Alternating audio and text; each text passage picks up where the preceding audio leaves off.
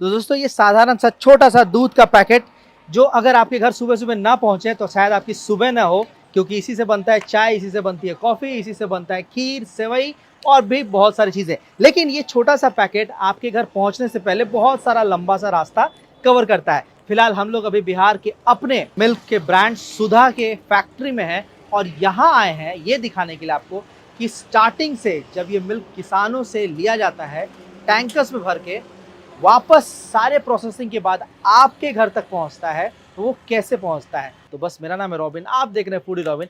आज की वीडियो एकदम अलग और इंटरेस्टिंग होने वाली है क्योंकि आज हम सुधा की फैक्ट्री में हैं और यहाँ पर आपको दिखाने वाले हैं इस पूरे मिल्क का प्रोसेस। वीडियो बहुत इंटरेस्टिंग होगी, बहुत यूनिक होगी, शायद ही आपने कभी ऐसा कुछ देखा होगा। तो चलिए वीडियो की शुरुआत करते हैं, आइए मेरे साथ। तो अभी हम लोग पहुंचे हैं सुधा डेयरी के ये नालंदा डेयरी वाले प्लांट पे और यहाँ पर मेजरली दूध, दही, लस्सी, छाछ, घी और भी इस तरह की तमाम चीज़ें बनाई जाती हैं। अंदर चलते हैं। अंदर आपको जो एक सबसे पहला जो पॉइंट होता है जहाँ से कि दूध आता है, उसके बाद क्या होता है वो सारा चीज़ आपको यहाँ पे दिखाते हैं, आइए।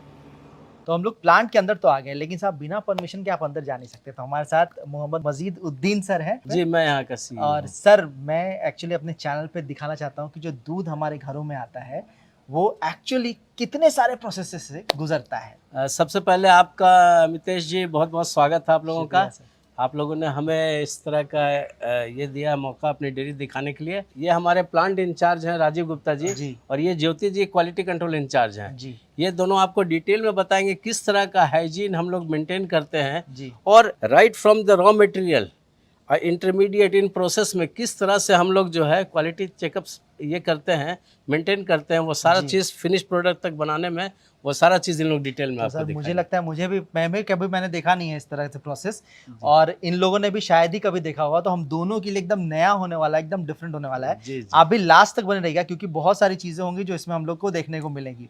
जी ठीक है आ जाए। तो सबसे पहले दूध इन तरह की टैंकर्स में आता है कलेक्शन पॉइंट से कलेक्ट होकर के। ऊपर आप देख रहे हैं वहां पर उसकी सील की चेकिंग की रही है, यानी सिक्योरिटी चेक हो रहा है कि जो सील लगा के भेजी गई थी वो प्रॉपर इंटैक्ट है या नहीं। तो सबसे पहला जो आपका पॉइंट है चेक करने का वो यहीं पर होता है कि जो चीज़ आई है वहां से वो वैसे ही आई है जैसे कि इसमें फिल किया गया था। अब यहाँ से फिर ये टैंकर को आगे भेजा जाएगा। सब ठीक है ऊपर? सब ठीक है। चलिए अब यहाँ से टैंकर जाएगा आगे, चलते हैं आगे। गाड़ी यहाँ आ गई, अब क्या प्रोसेस होगा इसका? अभी हम लोगों का आपने जैसा देखा कि वहाँ पे हमारा सिक्योरिटी चेक पे आपने गाड़ियाँ देखी होंगी कि हमारा सिक्योरिटी चेक हुआ। उसके बाद सेकंड स्टेप हमारा होता है गाड़ियों का वजन कराना, वेट कराना, एग्जैक्टली। तो अभी हम गाड़ियों का वजन के लिए खड़े हुए हैं। हमारा ये विंग्रेज है 40 टन का, उस पर हम अपनी गाड़ियों का वजन करेंगे और वजन करने के बाद फिर हमारा नेक्स्ट स्टेप आता है कि इसका इन्फॉर्मेशन हमें लैब में जाएगा। हम लोग नीचे के एक वॉल बॉक्स का सील हम चेक किया, चेक करने के बाद मेन होल का ये सील चेक हो रहा है और सारे सील चेक होने के बाद आइडेंटिफाई करने के बाद हम लोग उसके बाद फिर इसको ओपन करने का काम करें। तो ये सील कटिंग हो रही है हमारी, सील कटर के द्वारा सील कटिंग करेंगे। सील कटिंग करने के बाद फिर हम लोग इससे सैंपल को कलेक्ट करेंगे। तो ये पूरे टैंकर का पूरा दूध जो है, हाँ, ये पूरा दूध को मिक्स करेगा जिससे कि किसी भी प्रकार का वेरिएशन की जो चांसेस है वो खत्म हो जाए, यूनिफॉर्म हो जाए। हाँ, यूनिफॉर्म हो जाएगा। ये टेम्परेचर चेक कर रहे हैं कि जो टेम्परेचर वहाँ से डिस्पैच किया गया है उस वही टेम्परेचर हमें यहाँ रिसीव भी होना चाहिए। सर ये सैम्पलिंग हम लोगों ने स्टार्ट करी है। सबसे पहले बोतल को रिंस करेंगे, हम लोग दूध मिल्क से रिंस करेंगे। तरह किसी भी प्रकार का कोई वाटर कंटेंट रह जाए तो वो सैंपल को हैम्पर ना करे, इसलिए हम इसको रिंस करते हैं। रिंस करने के बाद अब सैंपल को हम लोग कलेक्ट दूध से ही रिंस करते हैं? जी बिल्कुल, दूध से ही रिंस करते हैं।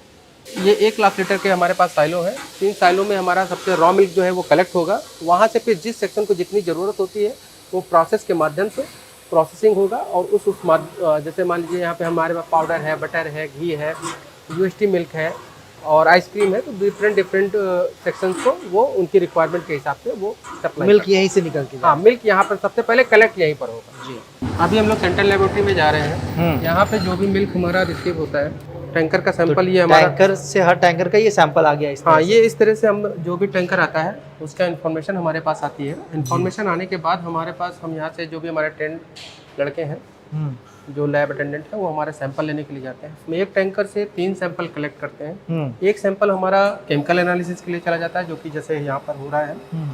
दूसरा सैंपल हमारा चला जाता है, उसे प्रिजर्व करके रखते हैं, और तीसरा सैंपल हमारे माइक्रोबायोलॉजी लैब के लिए चला जाता है। जितने भी टैंकर से उनका 100% हम एडल्ट्रेशन चेक करते हैं यहाँ पे। तो यहाँ आप क्या क्या चीज़ डिटेक्ट करना चाहते हैं, यहाँ क्या देखते हैं? मिल्क में किसी भी प्रकार का कोई एडल्ट्रेशन तो नहीं है। एडल्ट्रेशन किस तरह का होना चाहिए होता है? एडल्ट्रेशन दो तरह के होते हैं, क्योंकि हमारा यहाँ पर इंडिया में हमारा जो वैल्यू है वो फैट और एसएनएफ के बेसिस पर हमारा वैल्यू लगती है। तो एडल्ट्रेशन भी हम फैट और एसएनएफ के बेसिस पे ही देखते हैं। पहला तो एसएनएफ में जैसे हमारा शुगर हो गया, यूरिया हो गया, अच्छा, न्यूट्रलाइजर हो गया जी, माल्टोडेक्स्ट्रिन हो गया, स्टार्च हो गया, इस किसी भी प्रकार का कोई भी एडल्ट्रेशन मिलने पर हम टैंकर को रिसीव नहीं करते। और ये जब जब ये सैम्पलिंग आपने वहाँ से लिया, इसको टेस्ट किया, तभी आप दूध का टैंकर खाली भी करवाते बिल्कुल, हैं? उसके बाद ही खाली करवाते हैं? 100% इंश्योर होने के बाद ही हम यहाँ से लेबोरेटरी से इंश्योर होते हैं कि हमारा किसी भी तरह का एडल्ट्रेशन नहीं है, किसी भी प्रकार की मिलावट नहीं है। उसके बाद ही हम टैंकर आगे की तरफ मूवमेंट आगे की तरफ मूव। और उसके पहले हमारा, क्योंकि हमारा खुद का कलेक्शन है तो इस तरह की संभावनाएं बहुत कम है, क्योंकि हम लोग बीएमसी स्तर पर भी काफ़ी क्वालिटी के लिए सजग हैं और वहाँ पर भी हम लोग पूरा मेंटेन करके रखते हैं। ये मशीन हमें प्रोवाइड की गई। अब इस मशीन से हमें 30 सेकंड में 27 पैरामीटर हम लोग जांच एक साथ चेक? हाँ, एक साथ जांच हो जाती है। किसी भी तरह का एडल्ट्रेशन अगर आता है तो यहाँ पर वो सेव करता है। ये हमारा प्रोसेसिंग प्लांट हो गया जी।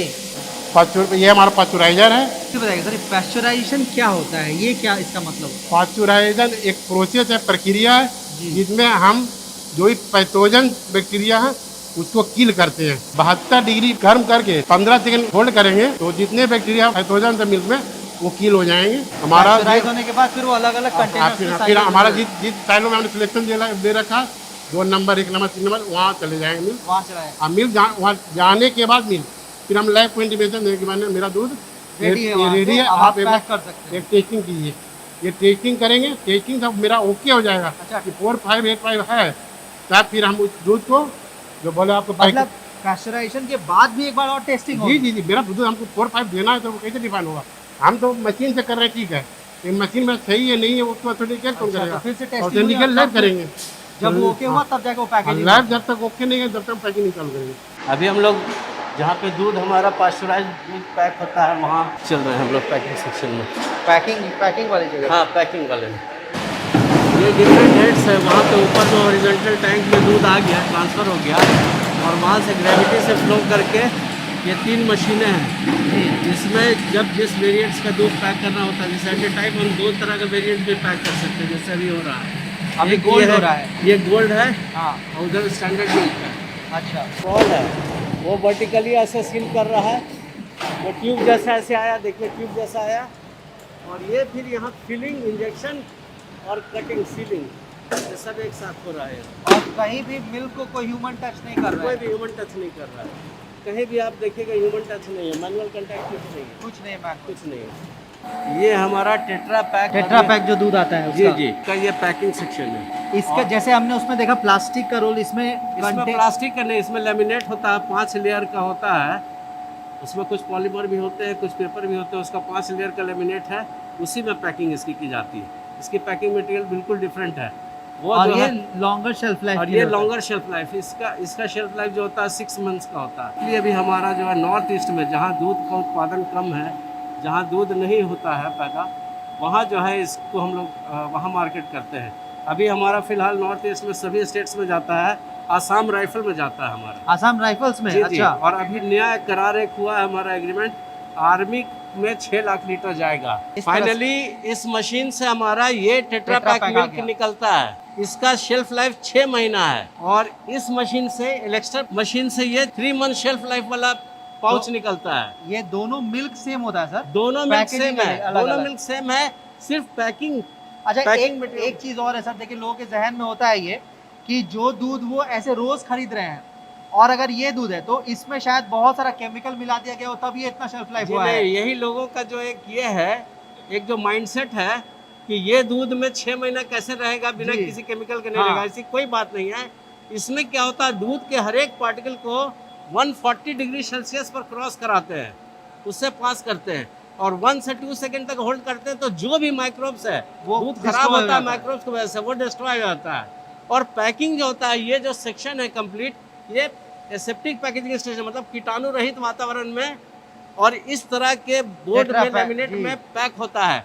इससे इसकी शेल्फ लाइफ जो है 6 बढ़ महीना हो जाती है। जाता है। और एक चीज जो बताया था सर आपने कि पहले इस दूध की सोर्सिंग भी ज्यादा अच्छी होती हाँ, है। ये नॉर्मल दूध को जो पास्चराइज दूध को जो पैक करते हैं, इस दूध को जो पैक करते हैं वो कुछ हट के दूध होता है, मतलब कुछ खास क्वालिटी का दूध ही। 72% अल्कोहल नेगेटिव होना चाहिए। माइक्रोब्स का alcohol content negative, alcohol 72%। Negative अच्छा। 72%। इसके लिए कहा जाता है कि ये दूध गाय के थन से निकल के 12 के घंटे के अंदर में डब्बा में पैक हो जाना 12 चाहिए। घंटे के अंदर होना चाहिए, होना चाहिए। तभी इसकी शेल्फ लाइफ तभी इसकी shelf life मतलब ये रहेगी। और ज्यादा प्योर मिल्क है। हाँ जी जी जी।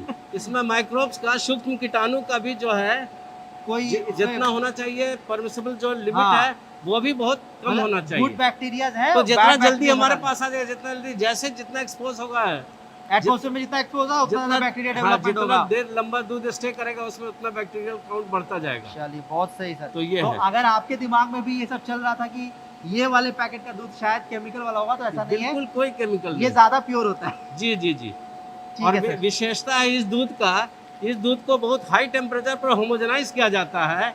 उससे क्या होता है, ये विस्कस हो जाता है। यही दूध नॉर्मल पास्चराइज दूध जो आप मार्केट में देखते हैं वो उतना गाढ़ा नहीं दिखेगा, गाढ़ा थोड़ा ये पतला- ज्यादा गाढ़ा ये दिखेगा। ज्यादा गाढ़ा दिखता है। जी जी जी जी। मिल्क जो सप्लाई किया क्रेट्स में, वो जब वापस डेयरी आते हैं तो उनकी क्लीनिंग होती है इस क्रेट वाशर में। जी। वो क्रेट वाशर में क्या होता है कि हम एक एक क्रेट प्लेस करते हैं तो पहले उसका रिंजिंग होता है, जो भी पानी कुछ- से, हाँ साफ। पानी से जी। नॉर्मल रिंजिंग होता है।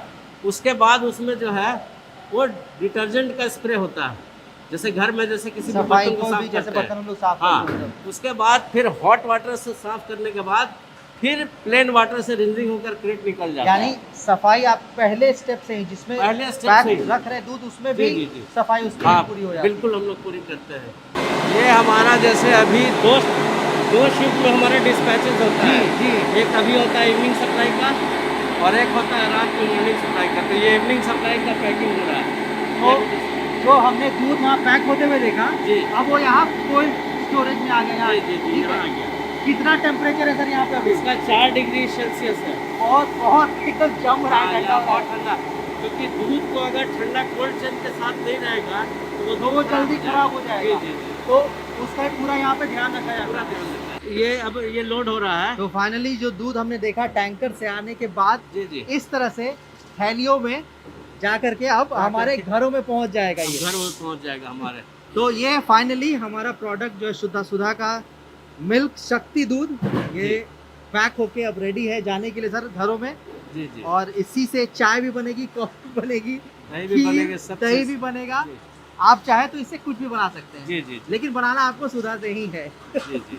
चलिए sir, thank you so much, आपने ये प्लांट दिखाया।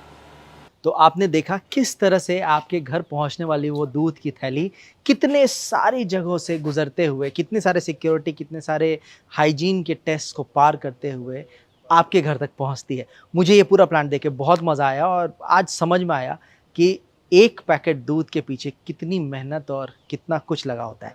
तो होप ये सीरीज़, ये वीडियो आपको पसंद आई होगी और ऐसी और भी वीडियोस देखने के लिए आप प्लीज़ हमारे चैनल को सब्सक्राइब कर लीजिए और मुझे कमेंट में बताइए कि आपको ये कैसा लगा। मिलते हैं आपसे किसी अगले एपिसोड में, तब तक के लिए मेरा नाम है रॉबिन, आप देख रहे हैं फूडी रॉबिन।